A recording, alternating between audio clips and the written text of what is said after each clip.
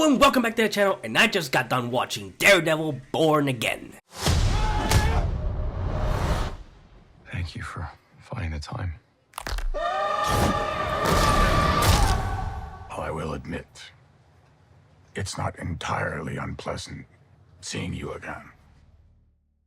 So Daredevil Born Again is the continuation of the Netflix Daredevil show. So I guess you could call this the 4th season, technically, of the original show. I don't know, it's stupid, I get it. It's a reboot, but it's also a continuation of the original show on Netflix. So yeah, let's just leave it at that. Matt Murdock, a blind lawyer with heightened abilities, is fighting for justice through his bustling law firm, while former mob boss Wilson Fisk pursues his own political endeavors in New York. When their past identities begin to emerge, both men find themselves on an inevitable collision course. Now, before I say anything about this show, I need to let you guys know something about myself.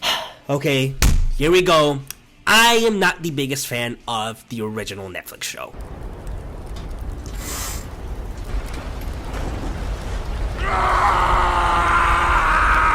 No, wait, please don't leave.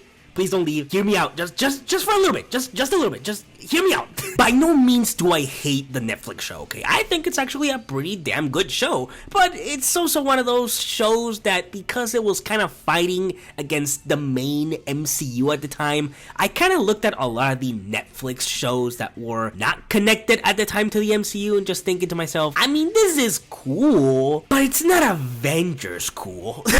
It's cool in its own way, but it's not as cool. But now that that's been established, I can finally talk about the new show, which again is a continuation of the original show, but in a way also serves as a perfect way to introduce characters like Daredevil and the Kingpin into the main MCU. And I'm gonna make people mad again, but I don't care, honestly. I think the show is even better than the Netflix show. And I know people are gonna be mad at me. They're gonna be like, Diego, you're just a fucking moron, you're just a fraud, and I do not give a single shit about that. I think this is leagues better than the Netflix show. I think it's better paced, I like the characters more this time around, the writing, the directing, the cinematography, just everything about this new show just feels like an overall improvement as to what the Netflix show was doing, which again was still pretty damn good, but I feel like this new show fixes some of the issues that I personally had with the original show. One of my main complaints of the original show was that I feel like the seasons were a bit too long. There were a lot of episodes where they would focus on stuff that I just didn't really care that much about, or there were conflicts that I was just not invested in. But then when it got to the good stuff, you know, the Daredevil versus Kingpin stuff, I was very engaged in that stuff. And this new show is mostly that. Most of this new show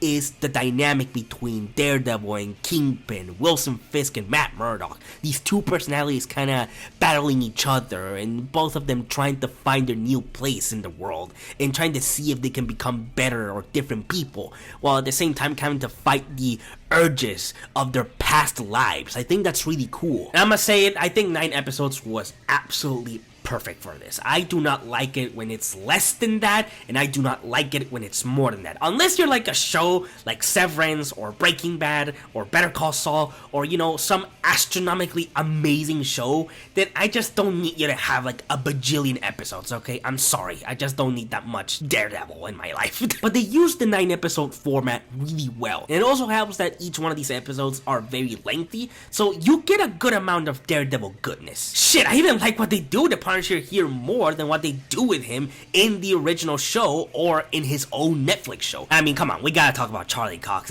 and Vincent D'Onofrio. I mean, come on, 2 incredible powerhouses here. Hi, I'm Charlie Cox. I'm Vincent D'Onofrio. And this is our GQ action replay of Daredevil. Press play. Come on, let's get cracking. All right. Honestly, every time I watch Charlie Cox in anything that's not in Daredevil, I'm like, holy shit, he's not blind. He plays this character so well that I constantly forget, oh no, wait a minute, he's not actually blind. Holy shit. And of course, Vincent D'Onofrio as the Kingpin or Wilson Fisk, just an incredibly imposing force in this. He brings his absolute fucking A game to this shit, like he always does. Vincent D'Onofrio is just one of those actors that anything he's in, he just brings all his 100% into it. And in this, he brings all that good Wilson Fisk Kingpin is that I just, it's so delicious. I love it. I like that the show constantly tries to make you believe that Wilson is capable of changing and he's actually trying to do his best to become a better person. I like that the show still acknowledges, oh no, he's still a bad guy, but we're not gonna show you his most threatening side until like the last couple of episodes, which, oh my god, that shit is glorious.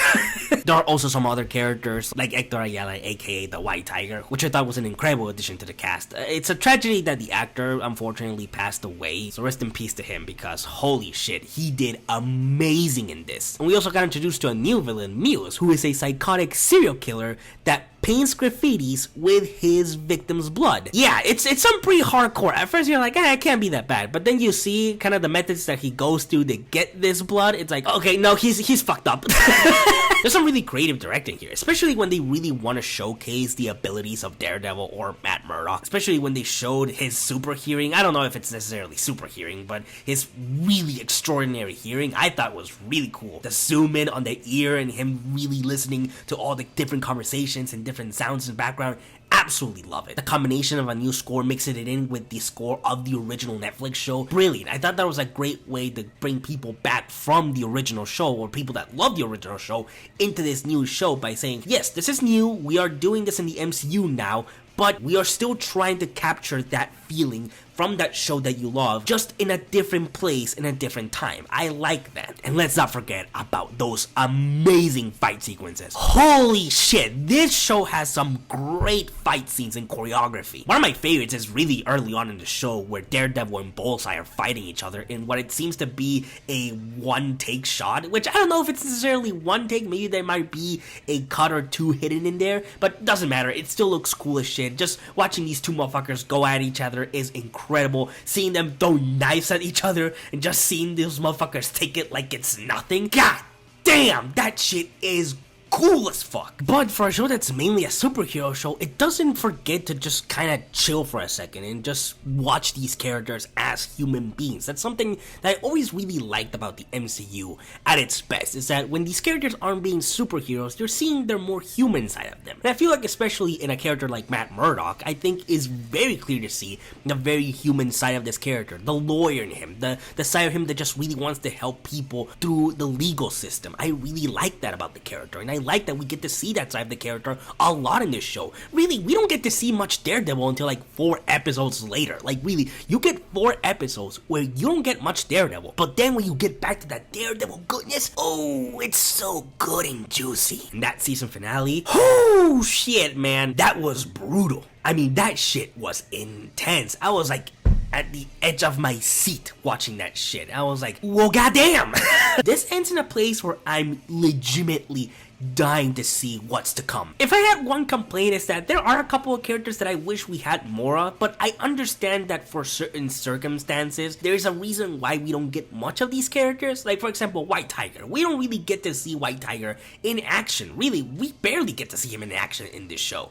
And I really wanted to see more of this character, but at the same time, I still like the character. Very similar with Muse, where I wish we had more of this character, but I do feel like they do set it up to where this character can come back in a different form. But Daredevil Born Again, or Daredevil Reborning, or Daredevil The Returning is a solid 9 out of 10. I really enjoyed this. I absolutely love this show. I cannot wait for the next season. I have not been this interested in Daredevil or really any of these characters in a long time, so this really just comes to show how good this show is. Really, if you have not kept up with this show, please do yourself a favor and just sit down, relax, and watch the show. Well, maybe don't relax because it's not a very relaxing show, but you'll have a blast with it. You'll be incredibly entertained watching this.